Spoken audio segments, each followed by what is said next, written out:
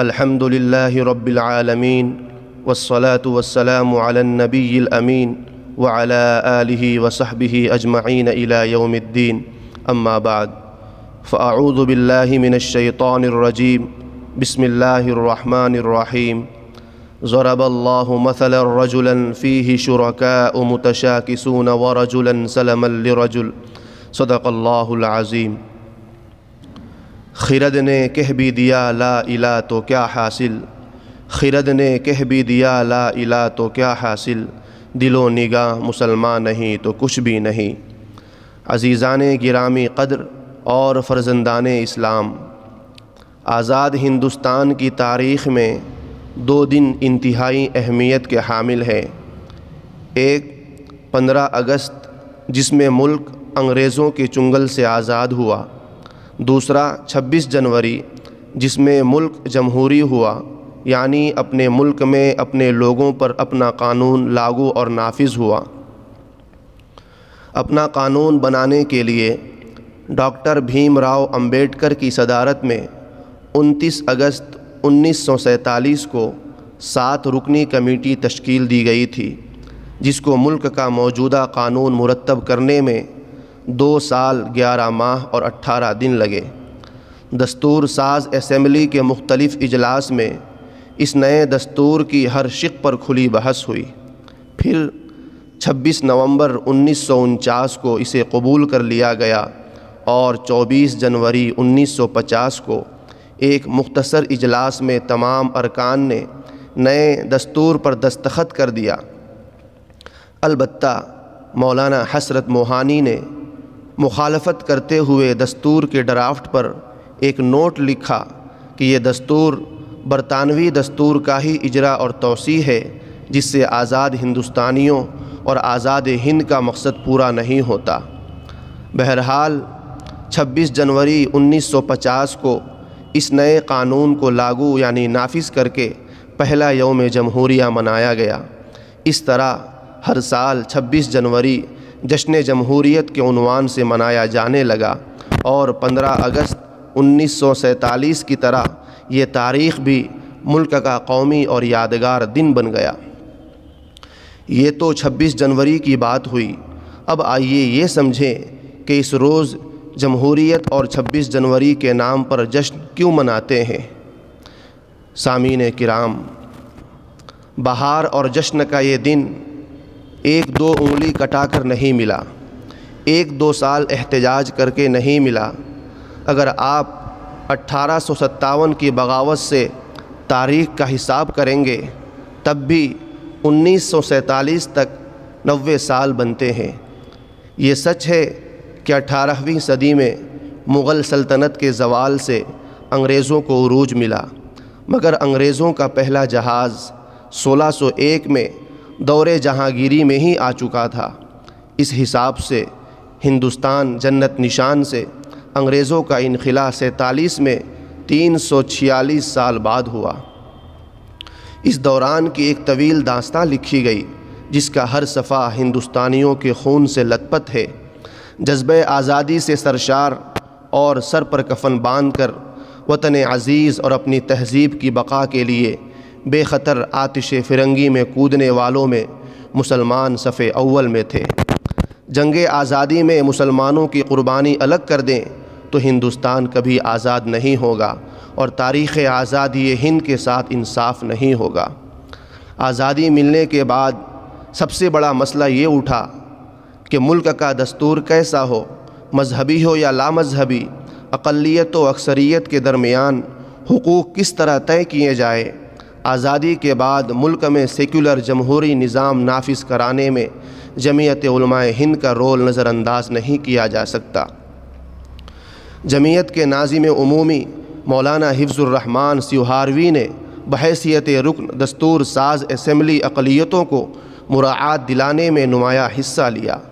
آئین ہند کے ابتدائی حصے میں صاف صاف یہ لکھا گیا ہے کہ ہم ہندوستانی عوام تجویز کرتے ہیں کہ انڈیا ایک آزاد سماجوادی جمہوری ہندوستان کی حیثیت سے وجود میں لایا جائے، جس میں تمام شہریوں کے لیے سماجی، معاشی، سیاسی انصاف، آزادی خیال، اظہار رائے، آزادی عقیدہ و مذہب و عبادات، انفرادی تشخص اور احترام کو یقینی بنایا جائے گا اور ملک کی سالمیت و یکجہتی کو قائم و دائم رکھا جائے گا۔ 1947 میں اندرا گاندھی نے دستور کے اسی ابتدائیے میں لفظ سیکولر کا اضافہ کیا۔ ہندوستانی جمہوری نظام ایک بہترین نظام ہے۔ اس میں مختلف افکار و خیالات اور تہذیب و تمدن کے لوگ بستے ہیں اور یہی تنوع اور رنگا رنگی یہاں کی پہچان ہے۔ 26 جنوری کو اسی مساوی دستور و آئین کی تائید میں اور کثیر المذاہب کے باوجود باہمی یکجہتی اور میل جول کے اس عظیم ملک ہندوستان کی جمہوریت پر ناز کرنے کے لیے جشن جمہوریت اور یوم جمہوریت منا کر شہیدان ملک اور آئین کے بانئین و مرتبین کو بہترین خراج عقیدت پیش کی جاتی ہے۔ لیکن قارئین، جشن جمہوریت کی یہ بہار یوں ہی نہیں آئی۔ ہندوستان میں جمہوری نظام لانے اور انگریزی تسلط ختم کرنے کی جد و جہد بڑی طویل ہے۔ آزادی کا یہ سفر کوئی آسان نہیں تھا۔ داستان حریت بڑی دلدوز ہیں، میں مختصر احاطہ کرنے کی کوشش کرتا ہوں۔ 1498 میں پرتگال یعنی یوروپ والے ایک عربی ملاح واسکو ڈی گاما کی مدد سے پہلی مرتبہ بحری راستے سے ہندوستان پہنچے اور کلکتہ سے اپنی تجارتی سرگرمیوں کا آغاز کیا اور ایک عرصے تک خوب منافع کمایا۔ ان کی دیکھا دیکھی یوروپ کے دوسرے ممالک مثلاً ہالینڈ اور انگلستان والوں نے بھی ہندوستانی دولت لوٹنے کا پلان تیار کیا۔ چنانچہ انگلستان کے 101 تاجروں نے 30,000 پاؤنڈ یعنی انگریزی روپیے جمع کر کے ایسٹ انڈیا کمپنی کے نام سے ایک کمپنی بنائی اور 1601 میں ان کا پہلا جہاز ہندوستان آیا۔ اس وقت ہندوستان میں جہانگیر بادشاہ کی حکومت تھی۔ یہ اکبر بادشاہ کا لڑکا تھا۔ اس کا اصل نام سلیم نور الدین اور لقب جہانگیر تھا۔ اس نے انگریزوں کا خیر مقدم کیا، لیکن انگریزوں کو باقاعدہ تجارت کی اجازت جہانگیر کے دوسرے لڑکے شاہ خرم نے دی۔ رفتہ رفتہ اس کمپنی نے تجارت کی آڑ میں اپنی فوجی طاقتوں میں اضافہ کرنا شروع کر دیا، یعنی مال کی جگہ ہتھیار اور ملازم کی آڑ میں فوجیوں کی آمد۔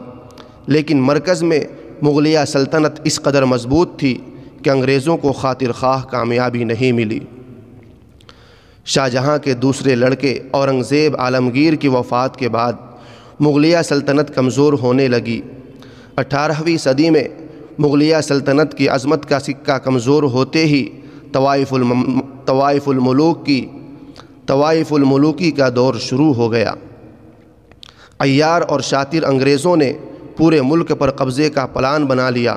ہندوستانیوں کو غلامی کی زنجیروں میں جکڑنے کا منصوبہ طے کر لیا۔ ان کے خطرناک عزائم اور منصوبے کو بھانپ کر سب سے پہلے میدان پلاسی میں جس مرد مجاہد نے انگریزوں سے مقابلہ کیا اور 1757 میں جام شہادت نوش کیا، وہ شیر بنگال نواب سراج الدولہ تھا۔ پھر 1799 سرنگا پٹنم میں انگریزوں کا مردانہ وار مقابلہ کرتے ہوئے شیر میسور سلطان ٹیپو نے ملک پر جان قربان کر دی، جس کی شہادت پر انگریز فاتح لارڈ ہارس نے فخر و مسرت کے ساتھ اعلان کیا تھا کہ آج ہندوستان ہمارا ہے۔ واقعتاً ان کے مقابل اب کوئی اور نہیں تھا۔ دہلی تک راستہ صاف تھا۔ 1803 میں انگریزی فوج دہلی میں فاتحانہ انداز میں داخل ہوئی اور بادشاہ وقت شاہ عالم ثانی سے جبراً لکھوایا کہ خلق خدا کی، ملک بادشاہ سلامت کا اور حکم کمپنی بہادر کا۔ یہ بات اس قدر عام ہو گئی کہ لوگ کہنے لگے حکومت شاہ عالم از دہلی تا پالم۔ یہ معاہدہ گویا اس بات کا اعلان تھا کہ ہندوستان سے اب اسلامی اقتدار ختم ہو چکا ہے۔ وحشت و بربریت، ظلم و ستم کی گھنگھور گھٹائے پوری فضا کو گھیر چکی ہے۔ وطنی آزادی اور مذہبی شناخت ان کے رحم و کرم پر ہوگی۔ ایسے بھیانک ماحول اور پرفتن حالات میں شاہ ولی اللہ محدث دہلوی کے بیٹے شاہ عبدالعزیز دہلوی رحمۃ اللہ علیہ نے پوری جرأت و بے باکی کے ساتھ فتویٰ جاری کیا کہ ہندوستان دارالحرب ہے، یعنی ملک اب غلام ہو چکا تھا، لہذا بلا تفریق مذہب و ملت ہر ہندوستانی پر انگریزی تسلط کے خلاف جہاد فرض ہے۔ ان کے فتوے کی روشنی میں علماء کھڑے ہوئے، سید احمد شہید اور اسماعیل شہید رحمہم اللہ آگے بڑھے، پورے ملک کا دورہ کر کے قوم کو جگایا اور ہر طرف آزادی کی آگ لگا دی، اور 1831 کو بالاکوٹ کی پہاڑی پر لڑ کر جام شہادت نوش کیا۔ دھیرے دھیرے پورے ملک میں انگریزوں کے خلاف ماحول بننے لگا۔ انگریزوں کے مظالم کوئی ڈھکے چھپے نہیں تھے، چنانچہ مالکم لوئن جج عدالت عالیہ مدراس و منبر کونسل نے لندن سے اپنے ایک رسالے میں ظلم و بربریت پر لکھا تھا کہ ہم نے ہندوستانیوں کی ذاتوں کو ذلیل کیا، ان کے قانون وراثت کو منسوخ کیا، بیاہ شادی کے قاعدوں کو بدل دیا، مذہبی رسم و رواج کی توہین کی، عبادت خانوں کی جاگیریں ضبط کر لیں، سرکاری کاغذات میں انہیں کافر لکھا، امراء کی ریاستیں ضبط کر لیں، لوٹ سے ملک تباہ کیا، انہیں تکلیف دیگر مالگزاری وصول کی، سب سے اونچے خاندانوں کو برباد کر کے انہیں آوارہ گرد بنا دینے والے بندوبست قائم کیے۔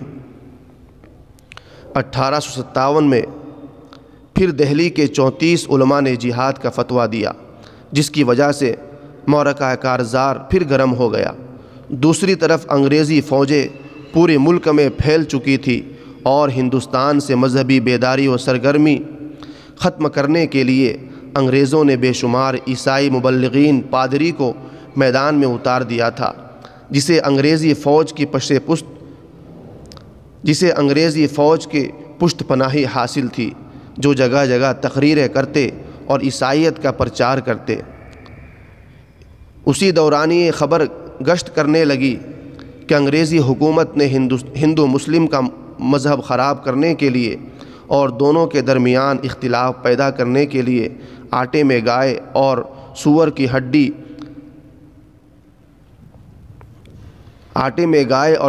ہڈی کا برادہ ملا دیا ہے، کنویں میں گائے اور سور کا گوشت ڈلوا دیا ہے۔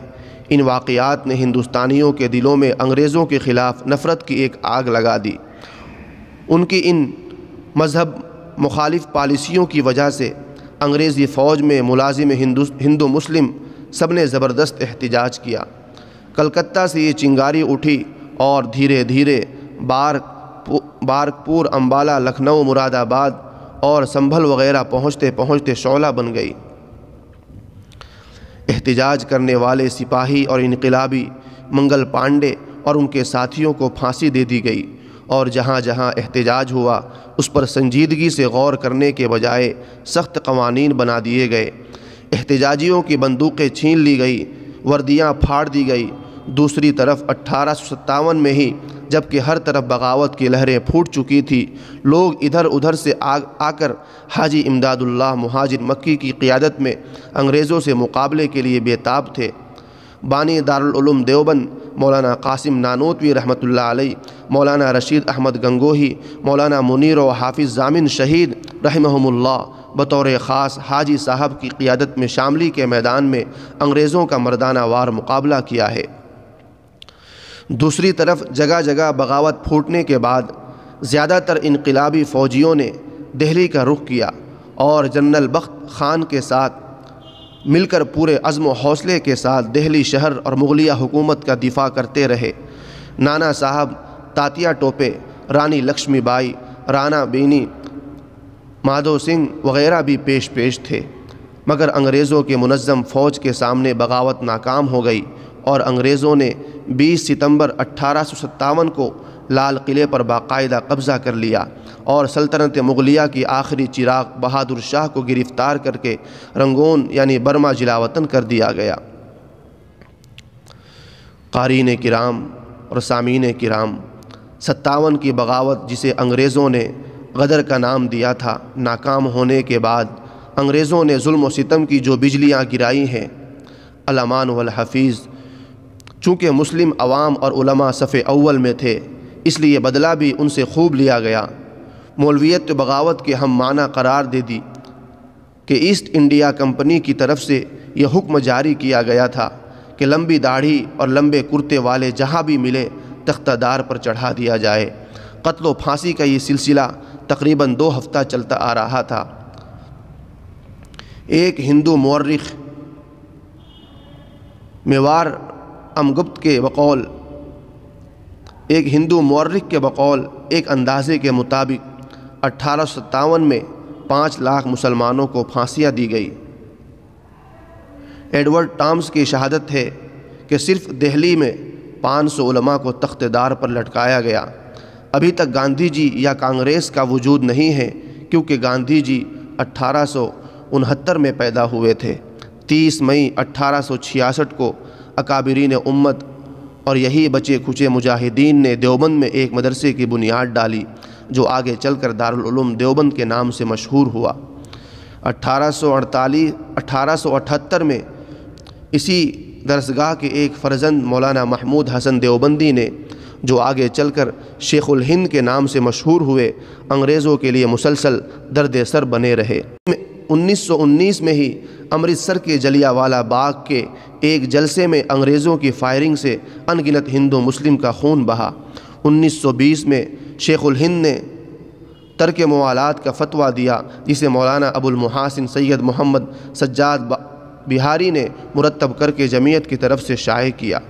1921 میں مولانا حسین احمد مدنی رحمۃ اللہ علیہ نے کراچی میں پوری جرأت کے ساتھ اعلان کیا کہ گورنمنٹ برطانیہ کی اعانت اور ملازمت حرام ہے۔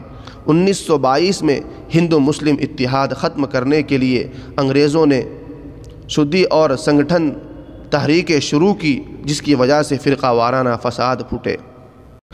1926 کلکتہ میں جمعیت کی اجلاس میں، جس کی صدارت مولانا سید سلیمان ندوی نے کی، مکمل آزادی کی قرارداد منظور ہوئی۔ 1929 اور 30 میں گاندھی جی نے ڈانڈی مارچ اور نمک ستیاگرہ، نمک سازی تحریک چلائی۔ 1935 میں حکومت ہند کا ایک دستور بنایا گیا۔ 1939 میں دوسری جنگ عظیم چھڑ گئی۔ 1942 میں انگریزوں ہندوستان چھوڑو تحریک چلی۔ بالآخر برٹش سرکار جھکی اور 15 اگست 1947 کو ملک آزاد ہو گیا۔ المختصر، وطن عزیز کو آزاد کرانے میں زبردست قربانیاں پیش کی گئی اور ظلم و بربریت کی ایک طویل داستان لکھی گئی، جس کا ہر صفحہ ہندوستانیوں خصوصاً مسلمانوں کے خون سے لت پت ہے۔ جذبہ آزادی سے سرشار اور سر پر کفن باندھ کر وطن عزیز اور اپنی تہذیب کی بقا کے لیے بے خطر آتش فرنگی میں کودنے والوں میں مسلمان صف اول میں تھے۔ قارئین کرام اور سامعین کرام، لیکن جانے میرے وطن کو کس کی نظر لگ گئی ہے کہ پورے ملک میں بدامنی بے چینی بڑھتی جا رہی ہے۔ کچھ لوگوں کو یہاں کا میل جول ہندو مسلم اتحاد بالکل پسند نہیں ہے، حالانکہ یہاں مختلف افکار و خیالات اور تہذیب و تمدن کے لوگ بستے ہیں، اور یہی تنوع اور رنگا رنگی یہاں کی پہچان ہے۔ چند فرقہ پرست عناصر ہیں جنہیں ملک کی یکتائی اور اس کا سیکولر نظام بالکل پسند نہیں۔ وہ ساری اقلیتوں کو اپنے اندر جذب کرنے یا بالکلیہ ان کا صفایا کرنے یا ملک کے جمہوری ڈھانچے کو تبدیل کرنے کے لیے بےتاب ہے۔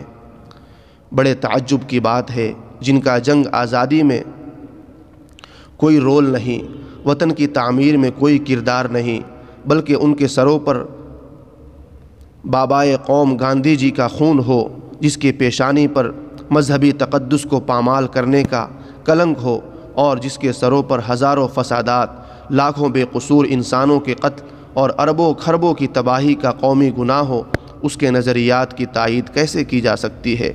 اور کیا ایسے لوگوں کے ہاتھ اقتدار دے کر ملک کی بے مثال جمہوریت اور خوبصورت نظام کے باقی رہنے کی توقع کی جا سکتی ہے، جبکہ ملک اس قدر ایک تلخ تجربے سے گزر رہا ہے؟ حضرات گرامی، عنقریب ملک بھر میں حتیٰ کہ مدارس میں بھی پورے جوش و خروش کے ساتھ 75واں جشن جمہوریت منایا جائے گا۔ اے کاش آئین کے تحفظ اور جمہوری اقتدار کی بقا پر قسمیں کھائی جاتی، نفرت بھرے ماحول کو امن و بھائی چارے سے بدلنے کی بات کی جاتی۔ مساویانہ آئینی حقوق کو یقینی بنایا جاتا، ملک دشمن عناصر کو پابند سلاسل کیا جاتا۔ اے کاش گنگا جمنی تہذیب کی لاج رکھی جاتی، اقلیتوں خصوصاً مسلمانوں کے خلاف آگ اگلنے والی زبانوں پر بریک لگائی جاتی، نانک و چشتی کے خوابوں کی تعبیر ڈھونڈنے کا عزم کیا جاتا۔ اور کیا کیا بولوں، میں چاہتا ہوں کہ علامہ کے اس شعر سے اپنی بات کو ختم کروں کہ سارے جہاں سے اچھا ہندوستاں ہمارا، سارے جہاں سے اچھا ہندوستاں ہمارا، ہم بلبلیں ہیں اس کی یہ گلستاں ہمارا۔